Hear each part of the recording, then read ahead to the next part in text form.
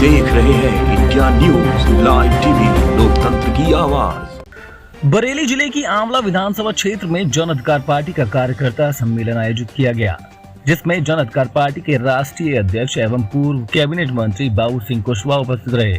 बाबू सिंह कुशवाहा ने कहा कि उत्तर प्रदेश में समान शिक्षा पद्धति होना जरूरी है व जातिगत जनगणना होना अनिवार्य है, ताकि सभी पिछड़ी एवं अनुसूचित जाति, अनुसूचित जनजाति एवं अल्पसंख्यक सभी को जनसंख्या के आधार पर आरक्षण का लाभ दिया जा सके, हर जाति के लोगों को नौकरियां व सरकारी लाभ मिल सके।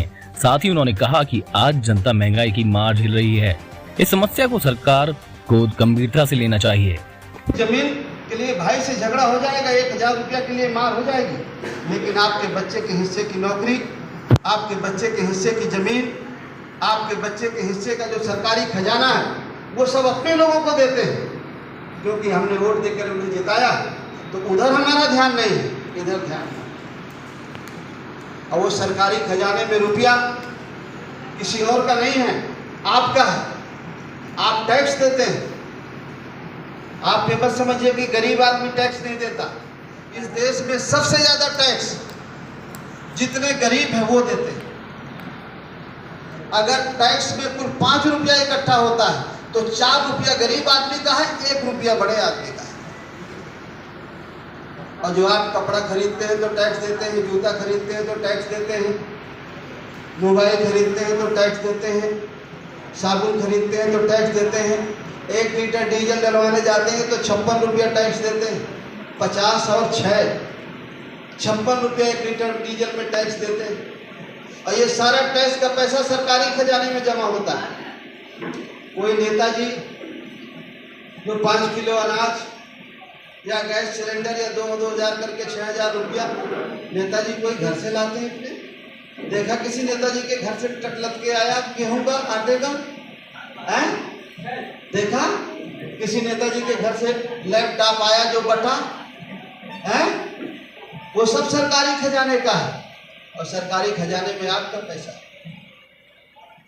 आपको 5 किलो अनाज 2,000 करके 6,000 रुपया, गैस सिलेंडर, चूल्हा, इतने में खुश, फिर से उन्हें दोबारा जिता दीजिए और बाकी जितना सरकारी खजाना बचता है वो अपने लोगों पर लुटाते हैं। इस देश के सरकारी खजाने से 13.5 लाख करोड़ रुपया माफ किया है सरकार ने। 100 लोगों का, 100 से कम लोगों का, जो उद्योगपति हैं, बड़े बड़े लोग हैं, जो बड़े बड़े लोग हैं, जो फैक्ट्रियां लगाई हैं। आपको लगता है कि किसी बड़े आदमी का पैसा बैंक में रहता है? जो बड़े बड़े लोग हैं जो फैक्ट्री लगाए हैं, आपको लगता होगा कि इनका पैसा बहुत बैंक में रहता है। किसी भी देश में किसी बड़े आदमी का पैसा बैंक में नहीं रहता, सब गरीब आदमी का पैसा बैंक में रहता है।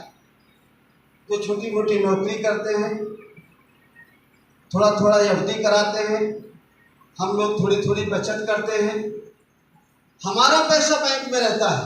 और जो हम बैंक में जमा करते हैं हमारा पैसा सब बड़े आदमी लोन में लिए रहते हैं, और जब नहीं दे पाते हैं तो उनका लोन माफ हो जाता है।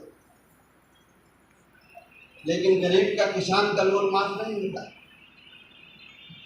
बामुश्किल में कितनी शर्तें होती हैं, कभी माफ होता है कुछ लोगों का, कभी नहीं माफ होता।